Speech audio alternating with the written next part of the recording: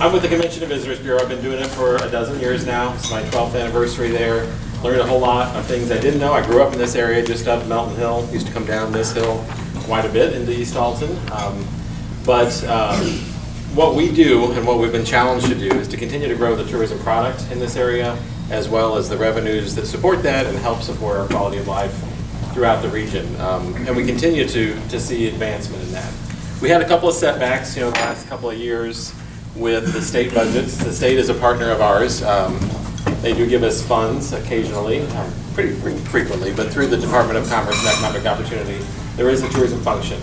They come back and support the local communities through CVBs. There's 40 of us throughout the state of Illinois, and we're able to get a piece of the hotel motel tax that's paid into the state that then comes back into the industry through Convention and Visitors Bureau.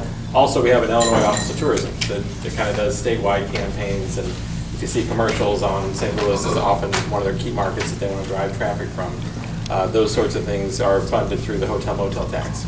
Kind of the way it's set up as an industry tax back in the 80s, early 80s, the Hotel Lodging Association got together and said, all right, we'll allow you to charge 6% state tax on hotel room nights, but we want a certain portion of that to come back to support tourism promotion. And that's how it all kind of began. Many other states do that as well. Most all of them do a form of that. We have had our challenges over the last couple of years, and it's not been pretty. Last year, Illinois was dark for the first time ever in all of their advertising. They had some international capabilities they could do overseas, but domestically, there was nothing we could do. So we saw a market share drop. For the first time, Ohio and Michigan beat Illinois in terms of total Illinois and Midwest, in terms of total Illinois tourism expenditures. So we used to be a top 7, I think, top 5 state where we were, and now Ohio and Michigan are ahead of us, as well as other states. So quickly, the administration, along with legislators, realized, kind of that we've got to stop the bleeding of what we've done. They have funded tourism for the current fiscal year that we're in, which is 17, I think, starting in July. So money's not flowing yet, of course, because there's new federal guidelines for all grants through the states that will knock your socks off if you ever have to apply for one of them. But our accountant people really like it because it keeps us in line, just giving Shuffle a nod because they do our books. Corey's not the one necessarily, but we get somebody from his office. So anyway, what are we doing to kind of come back? The state is aggressively doing some things. They'll actually be in town on Tuesday of next week, launching one of their new campaigns called Illinois Made. And they're going to recognize 2 local businesses that they have scoured throughout the state to kind of find and promote local artisans and locally made product from Illinois. So we can kind of celebrate Illinois as a state as well as what we're making in Illinois. And the 2 businesses they've singled out are actually real close to each other, just by accident. Mississippi Mud Pottery in downtown Alton, Chad and Felicia have run that for the past probably 10 years, and before that Ken and Brenda Barnett were there for many years making up some great wares, and they go to shows throughout the state and even outside of Illinois selling their product and promoting Mississippi Mud. And then the other one is our new craft brewery. Old Bakery Beer is the other one that will get a nod from them on Thursday for all they've done to renovate that space into a great experience, and then all the flavors they have and all the things that they're doing organically, which is a little different than most of the breweries in the state right now. So we've got a couple of legs up on the rest.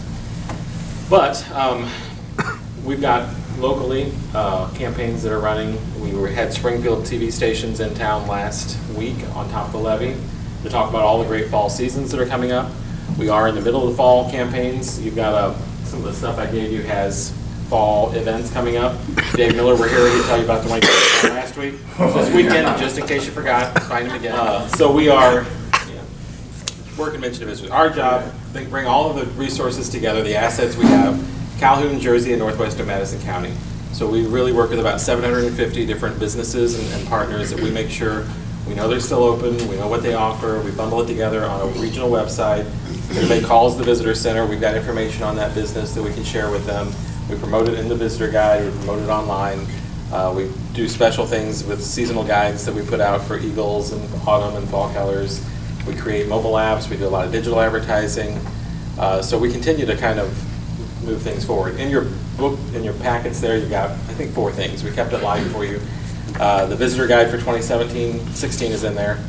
The food guide, which came out last July, for the first time we did a destination dining guide that celebrated all the great eats. We had a lot of new places opening up last year, from the rehab of the Journey at Argosy Casino to Elijah P's to Old Bakery Beer was semi-new last year, 4204 Main Street. All those things were kind of opening up and needed some sort of touch. So we submitted that for a statewide award and actually won for Best Product Development Guide in the state of Illinois for that.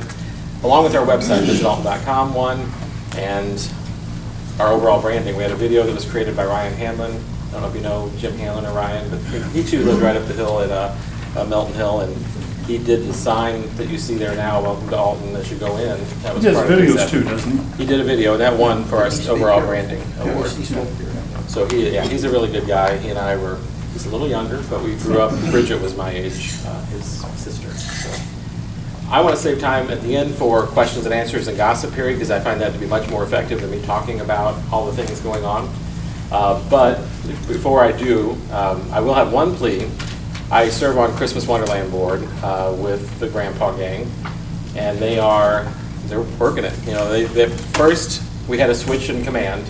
One grandpa left the organization, and we had to pull back from years past and bring back Al Kogel, who was on there, but he's up in his mid-80s, you know, so he's like, I can't do the work, but I'll help be a liaison to the board and get these grandpas all riled up. Well, he's done that, and we're up to about 18, I think, grandpas coming out on a regular basis, every day of the week, really, right now, 8 to 5, or 8 to noon kind of time frame at this point. It'll kind of beef up when the weather gets a little more seasonable. Somebody mentioned this hot fall weather, so that's not fun to put 90-degree displays up and pull them out of trailers that aren't air conditioned. But one plea I do have is the CVB is now in charge of getting all of the groups to volunteer to work a night at the park.